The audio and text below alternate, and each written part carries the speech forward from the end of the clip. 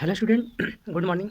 तो चलिए, science class 10 first chapter physics का लाइट ऑफ रिफ्लेक्शन, इसमें अब हम बात करेंगे प्लेन मिरर की। ठीक, बाकी और सब लाइट क्या होता है, लाइट की प्रॉपर्टी क्या है, और लाइट संबंधित प्रकाश का परावर्तन रिफ्लेक्शन ऑफ लाइट क्या है।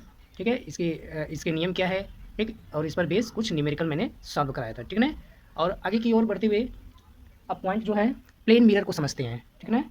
प्लेन मिरर क्या होता है? ठीक, प्लेन मिरर समतल दर्पण जिसको बोलते हैं, समतल दर्पण द्वारा निर्मित, समतल दर्पण द्वारा निर्मित प्रतिबिंब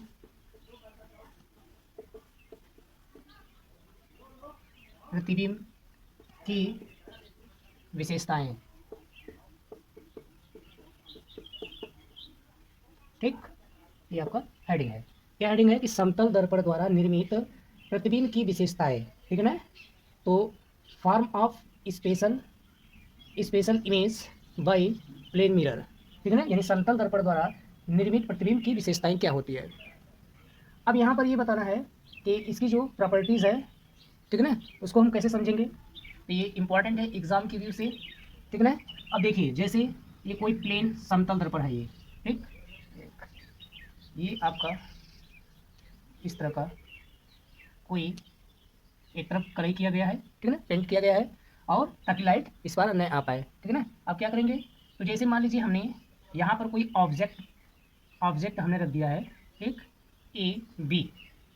ठीक है ना, ए बी लंबाई, जिसकी लंबाई कितनी है, मान लेते हैं दो, चलिए 2 सेमी 2 सेंटीमीटर लंबाई की हमने कोई वस्तु रखा है दर्पण के सामने, यानी प्लेन मिरर के सामने 2 सेंटीमीटर की वस्तु की लंबाई का हमने वस्तु जो है पुट कर दिया। अब क्या करेंगे, देखिए इसकी खास प्रॉपर्टी क्या होती है, जितने दूरी पर मान लीजिए कि हमने जो है इसको जो है 3 मीटर की दूरी पर रखा है। ठीक है ना।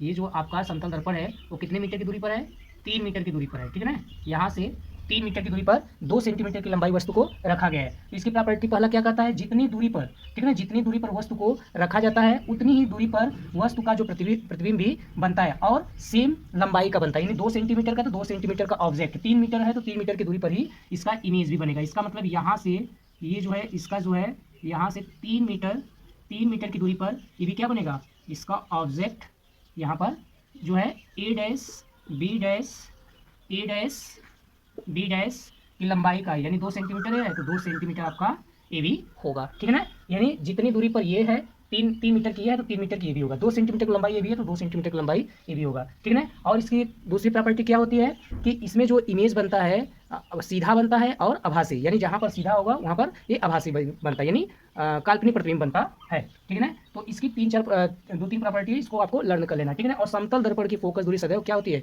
अनंत होती है। ठीक है ना। ये 3 प्रॉपर्टी आप लोग याद रखिएगा। तो पहला प्रॉपर्टी क्या है, ठीक, इसका निष्कर्ष क्या होगा, तो इसका निष्कर्ष तो इसका निष्कर्ष तो इसका निष्कर्ष क्या निकल कर आ रहा है। ठीक है ना। पहला पॉइंट क्या है कि समान दूरी पर, ठीक है ना, सेम साइज और सेम सेम डिस्टेंस। ठीक है ना। पहला मतलब समान दूरी पर और समान आकार का प्रतिबिंब बनता है। तो समान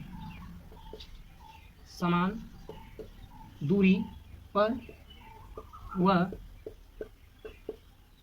समान समान आकार का प्रतिबिंब बनता है, प्रतिबिंब बनता है। क्लियर हो गया। समान दूरी पर वह समान आकार का प्रतिबिंब बनता है। नंबर 2 याद रखना है, क्या याद रखना है, ठीक है ना, समतल दर्पण की फोकस दूरी, समतल दर्पण की फोकस दूरी क्या होती है, अनंत होती है। इस बात की याद रखिएगा। ठीक है ना।